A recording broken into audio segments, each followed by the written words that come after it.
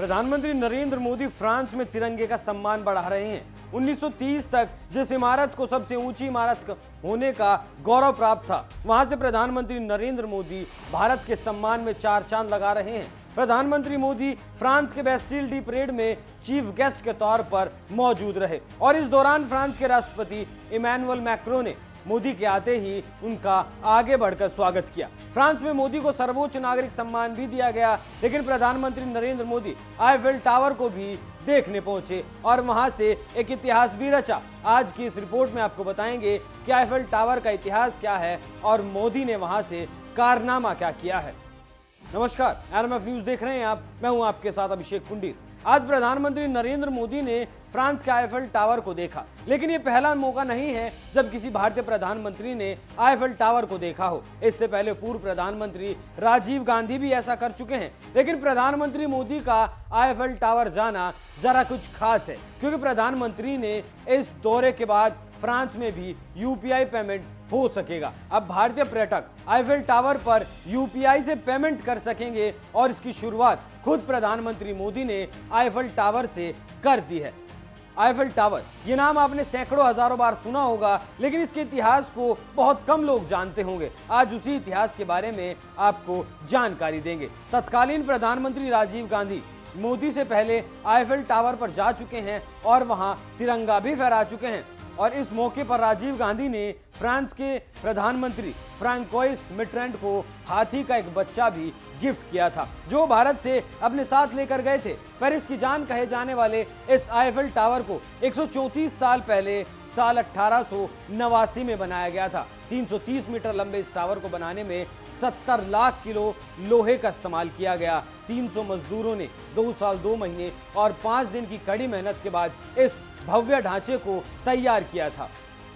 134 साल पहले बना था आईफेल टावर।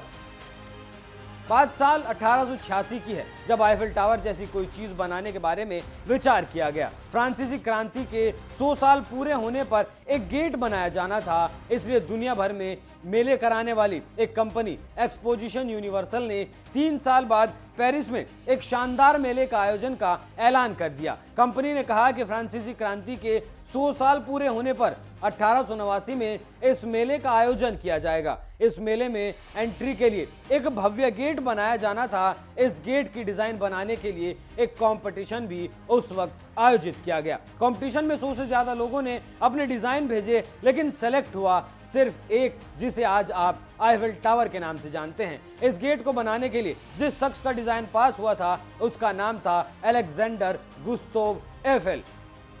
एफेल पेशे से फ्रांस में एक आर्किटेक्ट थे। इन आईफेल टावर का डिजाइन इनके 2 इंजीनियर साथियों ने सुझाया था। 1886 में डिजाइन फाइनल किया गया और 1887 में इस पर काम शुरू कर दिया गया। लेकिन मजे की बात यह है कि जिस टावर को आज पेरिस के लोग अपनी शान समझते हैं, कभी इसे ना बनने देने के लिए पेरिस के लोगों ने बवाल मचाया था। यहाँ के लोग नहीं चाहते थे कि यहाँ ये टावर बने। इन लोगों का मानना था कि इस टावर के बनने से शहर का नक्शा बिगड़ सकता है, लेकिन देखिए, विरोध के बाद भी ये टावर बनाया गया और साल 1930 तक इसे दुनिया की सबसे ऊंची इमारत होने का गौरव भी हासिल रहा। लेकिन इस इमारत का एक और इतिहास भी है जो बहुत अच्छा नहीं है और बहुत ज्यादा लोग इस इतिहास के बारे में शायद नहीं जानते होंगे। फ्रांस ने गुलाम देश के पैसे से इस टावर को खड़ा किया है।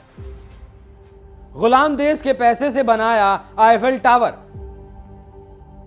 फ्रांस ने जिस देश को गुलाम बनाया था, उस देश का नाम है हैती। हैती से पैसे लेकर उसका आर्थिक शोषण करके हैती को लूटकर ये शान खड़ी की है फ्रांस ने। फ्रांस की शान आईफेल टावर वहां के लोगों की अपनी मेहनत की कमाई का नतीजा नहीं है, बल्कि इसे कैरेबियाई सागर स्थित देश हैती के लोगों का आर्थिक शोषण करके बनाया गया था। हैती फ्रांस का गुलाम था। फ्रांसीसी यहाँ के अश्वेतों से गन्ने के खेतों में गुलामी करवाते थे और उससे मुनाफा कमाया करते थे। बाद में आजादी के लिए हैती के नागरिकों ने विद्रोह किया और नेपोलियन की सेना को हरा दिया। इस विद्रोह के बाद हैती को आजाद तो कर दिया गया, लेकिन इस आजादी की कीमत उसे गुलामी से भी बदतर तरीके से भुगतनी पड़ी। इस आजादी के नाम पर हैती से 1.5 लाख करोड़ रुपए वसूले गए। इस रकम को कहें या कर्ज कहें, इस कर्ज को चुकाने में हैती कंगाल हो गया। न्यूयॉर्क टाइम्स की एक रिपोर्ट के मुताबिक 25 सितंबर 1980 का दिन वो दिन आया जब हैती के राष्ट्रपति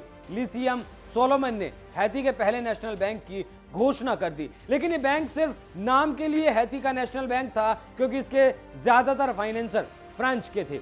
आजादी के बाद भी फ्रांस हैती पर किसी न किसी तरीके से अपनी पकड़ को मजबूत बनाए रखना चाहता था। इसीलिए इस बैंक को फ्रांस के क्रेडिट इंडस्ट्रियल कमर्शियल बैंक से सहयोग लिया गया और इसके सहयोग से इसे बनाया गया। क्रेडिट इंडस्ट्रियल बैंक हैती से कमाए पैसों का इस्तेमाल फ्रांस में करता था। इसी बैंक ने आईफल टावर को बनवाने के लिए पैसे भी दिए थे। एक तरफ फ्रांस में हैती के पैसों से आईफल टावर बन रहा था, तो वहीं दूसरी तरफ हैती फंड की कमी के चलते अपने लोगों के लिए स्कूल और अस्पताल तक भी नहीं बनवा पा रहा था। लेकिन फ्रांस को इस बात से कोई फर्क नहीं पड़ रहा था, उसे सिर्फ मुनाफा कमाना था, उसकी कीमत चाहे इंसानियत ही क्यों ना हो। वो अपना टावर खड़ा करने में मस्त था, लेकिन आज फ्रांस इसे अपनी शान के तौर पर देखता है। लेकिन एक दौर ऐसा भी आया था जब इसे गिराने की भी कोशिश की गई, और ये कोशिश की थी हिटलर ने, लेकिन अफसोस वो ऐसा नहीं कर पाया।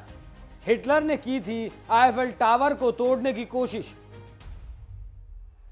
बात जून 1940 की है, जब दूसरे विश्व युद्ध के दौरान जर्मनी ने फ्रांस की राजधानी पेरिस पर कब्जा कर लिया था। इस कब्जे के बाद हिटलर खुद पेरिस गया और उसने इस शहर की खूबसूरती का मुआयना किया। वो आईफल टावर के ऊपर जाना चाहता था, लेकिन जा नहीं पाया, क्योंकि जानबूझकर इस टावर की केबल फ्रांसीसियों ने काट दी थी। अच्छा, यहाँ एक बात और बताने वाली है कि हिटलर इस शहर की खूबसूरती को बेहद ही पसंद करता था, लेकिन हिटलर इस टावर के ऊपर नहीं जा पाया क्योंकि फ्रांसीसियों ने इसकी केबल काट दी थी, जिससे नाजियों को अपना झंडा फहराने के लिए सीढ़ियों का इस्तेमाल करना पड़े। हालांकि 1944 में जब जर्मनी जंग हारने लगा तो हिटलर ने पेरिस को पूरी तरह से तबाह करने के आदेश दे दिए। जर्मनी की सेना ने आईफल टावर को गिराने के लिए विस्फोटक और माइंस लगाने की पूरी योजना बना ली थी। ऐसा होता इससे पहले ही पेरिस के मित्र देशों की सेनाएं वहां पहुंच गई और नाजी सेना अपने मकसद में कामयाब नहीं हो पाई। लेकिन अगर नाजी कामयाब हो जाते तो शायद आज से ये टावर उस हालत में नहीं होता